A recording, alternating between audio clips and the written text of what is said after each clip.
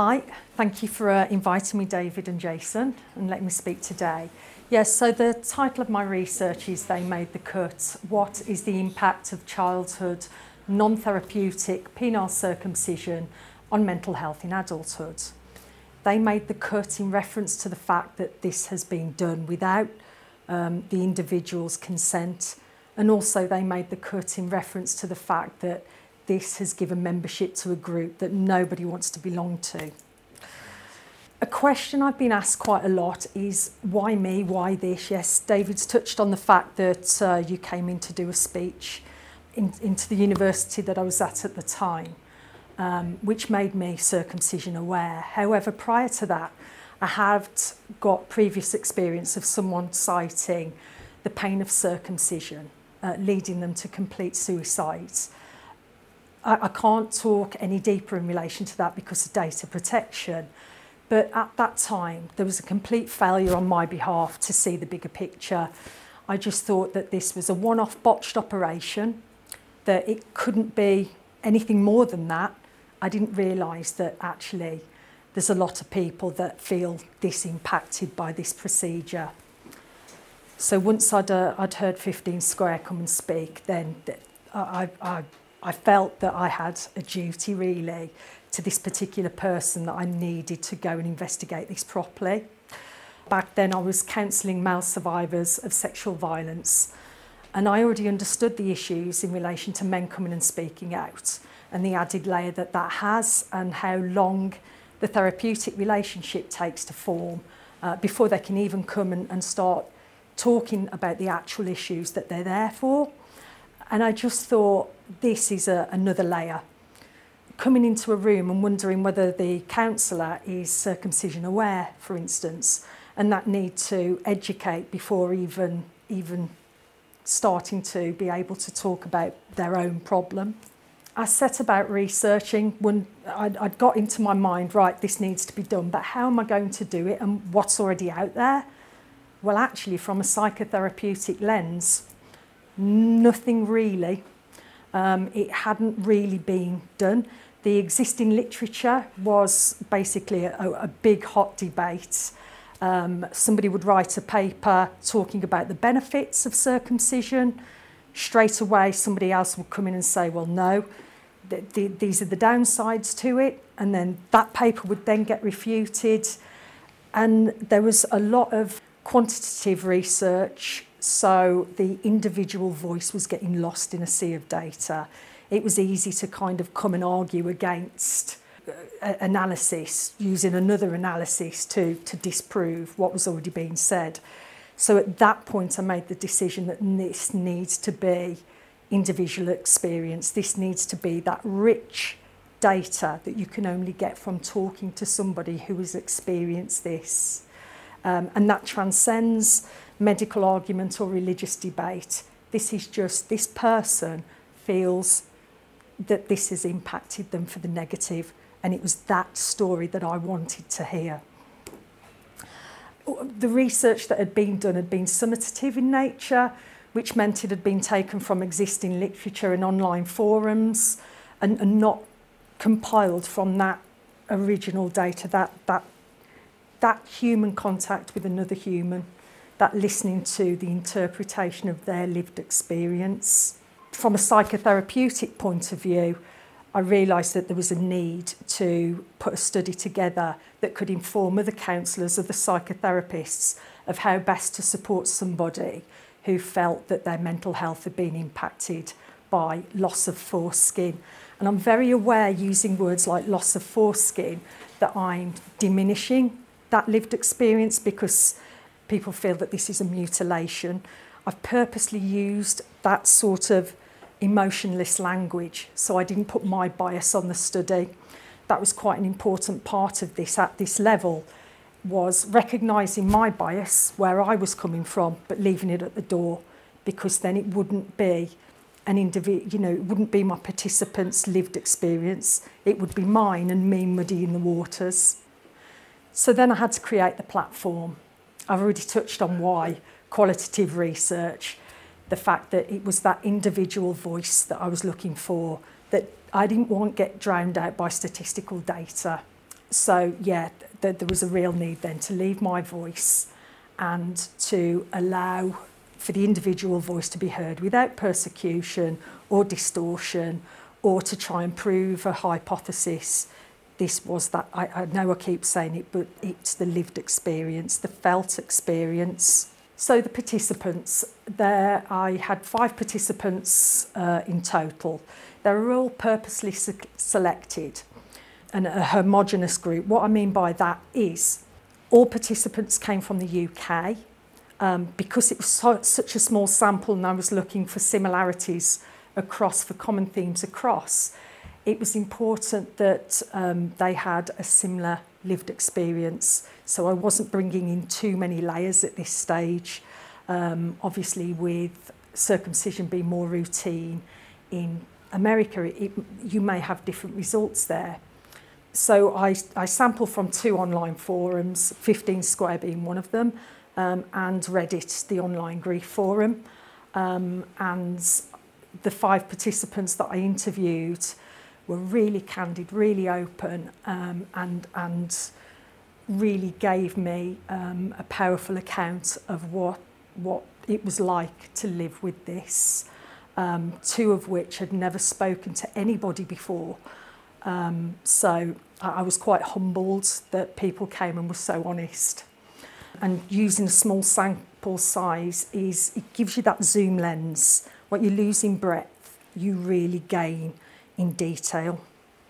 So we move on to the findings. To gather the findings, each individual interview, which was a semi-structured interview, again trying to use quite unbiased language, really allowed my participants to tell their story. And to go off script, well, wherever they wanted to, really. That was the benefit of using semi-structured. I then listened, and at that point, while I was interviewing, I felt like the interviewer. I was very much disassociated from the stories. It wasn't my account, it wasn't personal to me. I was listening to a story. As you are here today, you're listening to me. However, the next stage then was to listen to these accounts individually. So I interview my first participant and then solely concentrate on that before moving on to the next. And I immersed myself in their account, in their lived experience. And that was difficult as a researcher, because then I became entwined with the story and I could really feel the weight of what my participants had experienced. The first stage, on the first listen, I then started making initial experiential statements. That was done for each participant. And these experiential statements then went on to form themes. Then from these themes, I got them all together to find 3 common themes across all my participants. And the themes are there. Grief is at the centre of it. It became an overarching factor, really, a higher theme, as you'll see when I start talking more about the findings. This is a table of summary, really. Not every participant experienced each superordinate theme and each sub-theme, but most were sort of 4 out of 5. And the only one where was 3 participants was how my participants felt that they'd been impacted by their mother. I'll come on to that now. So the first theme, the great unspoken, grief disenfranchised. This really underlined the whole of my findings. The fact that the participants, without exception, felt that they had to be silenced. Their stories had not been acknowledged. These are pseudonyms, by the way, these aren't real names. John 2, even worse, it's something which is so trivial for everyone else, which is even more irritating. Blighted there, not being able to, not feeling that their feelings were communicated. They just think it's like cutting your fingernails. It's something you just cut off and it doesn't serve any purpose. It's like any other body part that you cannot function without it. All participants were unable to find a voice in relation to this. And their sense of loss couldn't be discussed with people who were closest to them, the family, because in most cases, it was the family that had perpetuated this. They signed off on it. And also, moving outside of the family, it's a taboo in public. It's socially not mourned. There's no public mourning here. John, I feel that's so unusual that if I talked about that to somebody, they wouldn't even be able to comprehend that would have happened, I guess. And I think that takes me back to earlier on before my awareness of this, whereby I didn't comprehend that that could have happened. I just thought that that was a one-off botched operation. The spiritual divorce and other relationships impacted.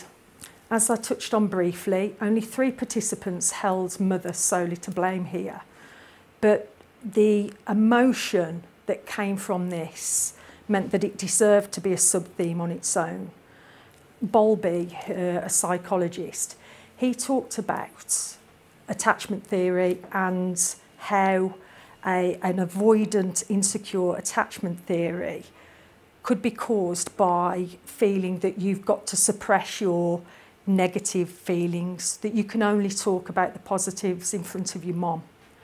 And that seems to have had an impact then later on in life with other relationships, particularly intimate ones. FSA, foreskin advocate, it's basically resulted in my undergoing spiritual divorce from my mother. I explained to her how unhappy I was about having lost my foreskin. She feigned a degree of surprise, stating at one point, I thought she liked it. And that feeds back to that whole disenfranchised grief. Mom signed off on this. Mom is completely telling you this is not a problem. In fact, I thought you liked it. It's better. Interestingly, father, none of my participants particularly had the same sort of issues with father. But again, that can be explained in attachment theory, whereby mother is your very first attachment. She's the one that blueprints your future relations. She's your first internal object relation. However, all participants made comments around religion. John too, it made me an atheist pretty quickly. As soon as I found out that this was part of that, that was the end of my religious experiences or religious belief. The doctor, now again, all participants had issues with doctor, and 4 out of the 5 completely avoid trying to go to see the doctor at all costs, and blighted there. I almost bled to death that night and went to bed. All of the stitches had gone. I just thought, I can't do this anymore. I put a plastic sheet over the bed, padded it with towels and went to bed. And I thought in the morning, I'll be either dead or alive. I don't care which. Just shows what an impact this has had on my participants, the effect that this has had with the relationship with the medical profession, that they would rather avoid going there and risk being significantly ill or even dead. As it says at the bottom, it illustrates the commonality participants have felt towards people in their lives who have been pivotal in compounding the negative impact felt by this. This was a particularly hard section to write, and I think the reason that was for all of my participants, that compulsory lack of uniform, the foreskin, really compounded that this was not normal. 4 out of the 5 were bullied at school, and quite severely in some cases. And just that added confusion that they must be inferior because they are missing this vital piece of uniform. John too described having to walk the plank from the showers to the changing area with his circumcised penis on display. and how he would be ridiculed for that. FSA, and believe you me, I soon cottoned on to the idea that a foreskin was a compulsory item of uniform at that school. There was things that went on in the toilets and in the showers that no one could ever unsee. That would never have happened if I'd have had a foreskin. And then this really did lead on to the next theme, circumtrauma, navigating life in the out-group. Without going into sort of the real mechanics of trauma in the diagnostic statistical manual, all participants described symptoms that would fit into a DSM-5 classification for trauma and PTSD. They described visual and sensory triggers on a daily basis. Obviously, every time going to the toilet, it's there as a stark reminder. A sensory issues, pain, pseudonym. It affects your concentration all of a sudden. It's like somebody had jammed a knife and was twisting it inside your genitals as such. From my profession, there is a real need for a psychotherapist to be trauma aware, to be able to explain that this rumination, this constantly having this on loop, having nightmares in some cases. FSA described having nightmares where he'd wake up in a cold sweat because he dreamt his penis had fell off. There's a need to psychoeducate that this is a normal response to something abnormal that has happened. Again, it all comes back to grief, it comes back to that loss. And the last theme here, the dual process, navigating that grief. When something is lost, a job, a person, the foreskin, it's okay to sit in the grief phase, but then there's supposed to be oscillation to the restoration stage, the new norm, moving on, having a different relationship with. However, because grief has been disenfranchised, because no one has ever had in informative years, there was nowhere to go and talk about this, even with close family. This meant for my participants, they were stuck in the grief phase without being able to oscillate to the restoration phase. It gets stuck in extreme rumination. There's no moving on. And that has been life affecting and in some cases life limiting. As I said, for two of my participants, they'd never spoken about this before and very much stuck in that grief stage, not being in a part of online forums, not being part of 15 Square, not having any sort of counselling. None of my participants had received counselling for this either. It just compounded this feeling of, this is not normal. This is I must be on my own, that isolation. It was real grief driven. And talking about the disenfranchisement at the beginning that's fed to this stuck in the grief phase, disenfranchisement didn't really cut it. This is acute. This is an acute disenfranchisement. As it says there, there's a real theme of bereavement, an acute form of disenfranchisement with grief at the epicentre. Even in other grief where disenfranchisement is common, like the death of a pet, not everybody understands that. In some circumstances, you feel that you can't go and talk to that person because they don't like dogs, but you will be able to find somebody within your close family unit where you can go and talk about this too. That's not been the case here. You couldn't go and talk to mom, you couldn't go and talk to dad, you couldn't talk to your friends at school. They were part of compounding that this was not normal to feel upset by this. And even the medical profession diminishing negative feelings by promoting that this is healthier in the wake of a loss. So, given the weight of my participants' voices who felt their mental health has been impacted by the procedure, there was a real need for psychotherapy to be grief and trauma informed. If further damage is to be prevented, I couldn't think of anything worse than, there was a paper written by Golding who described that some clients who'd gone to access counselling had actually been laughed at and ridiculed, sort of even suggesting that, is that what you're really here for? So there's a real need for education through a psychotherapeutic lens. And just to kind of finish here, this has had a real effect on me. For a lot of my participants, as I said, it's been life-changing and life-limiting. I do feel real resonance with that, as I've really tried to understand this lived experience. And I do feel an immense responsibility to carry this on and to make sure that voices who haven't previously been heard get a platform. Thank you very much for listening.